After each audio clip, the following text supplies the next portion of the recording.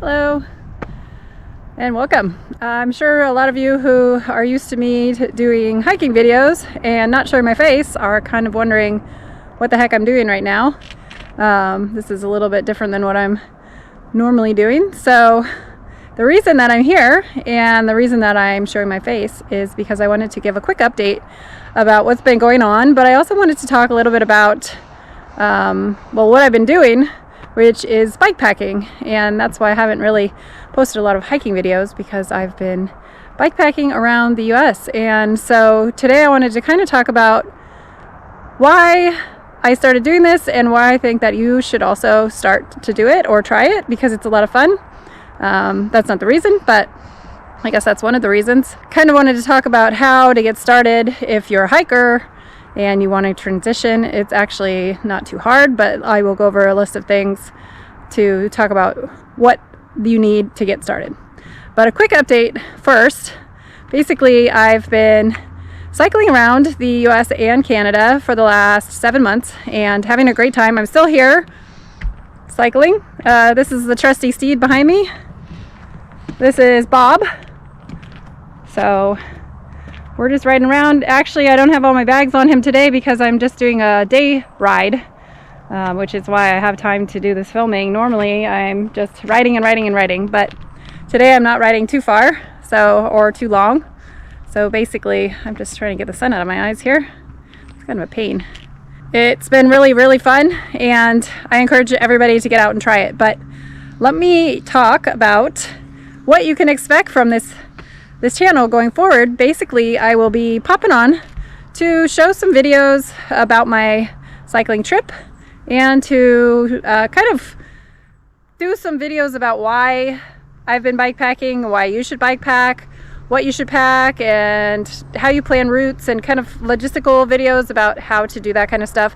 I will also not be giving up on hiking, so I will be also posting some videos about hiking, good places to hike, what things you should take hiking, how to get started, interesting ways you can find grocery store foods, and all the same stuff, but for backpacking. So I will do it for both, and you'll find out how I got all my stuff for 7 months worth of being on a bicycle all into these bags, plus one more that's not shown right now. So all that stuff will be in future videos. But today I just want to talk about what you need to get started. And the first thing you need, obviously, is a bike. You can see from my bike here that you don't really need the biggest, the best, the most expensive bike. You just need a bike. So I bought this bike without ever having mountain biked before in my life.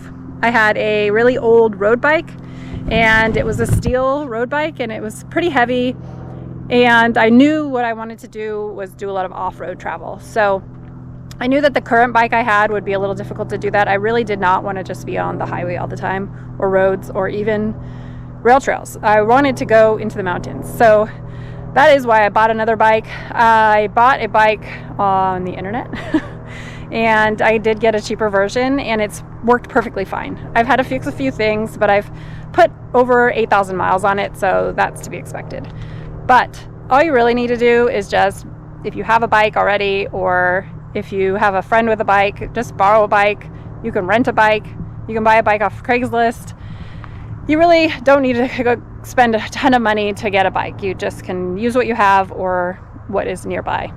So that would be the first thing.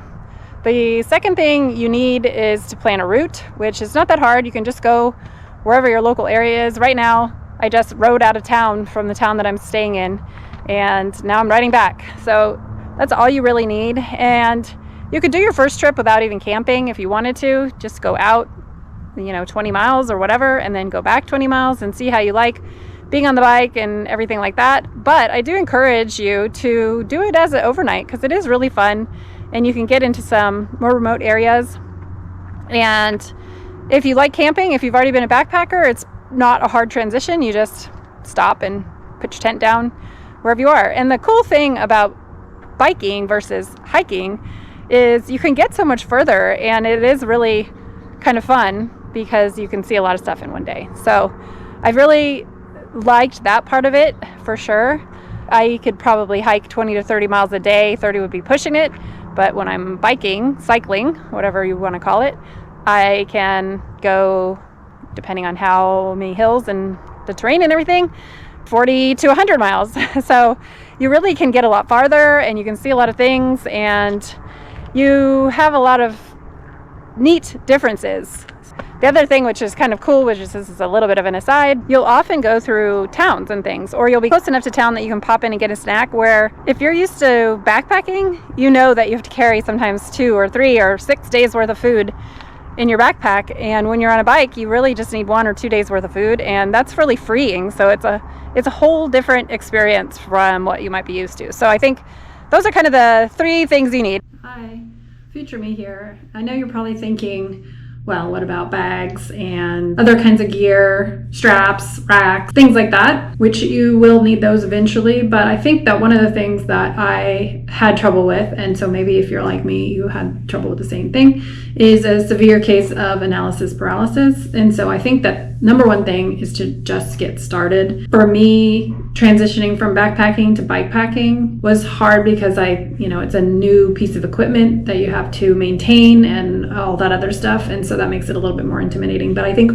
really all you need is get the bike, just plan one trip, try it, see how it goes. You can always strap a dry bag onto your bike handlebars. I mean, there's ways to get around it. My first trip, that's what I did. I just had a dry bag with an outfit to change into once I got off the bike, and I rode to my brother's house, which was 70 miles away, and I stayed the night with him, and I rode back the next day. I know that's not technically bike packing, but you just have to kind of see how it goes and see if you like it, and then go from there. So hopefully that helps. Now back to the regular programming. 1 is you need a bike. 2, if you have camping gear, that does help, but you could just stay in a motel or just do a day trip. And then 3 would be plan your route, but it's not really that hard, and I can go over some tips in a later video about that. And the last one would be just have a good attitude and be open to something different, because it actually is really fun. So thank you for watching. I will be posting lots more videos in the coming days, months, and weeks. So stay tuned, and thanks for watching. Happy trails. Hello. It's not great.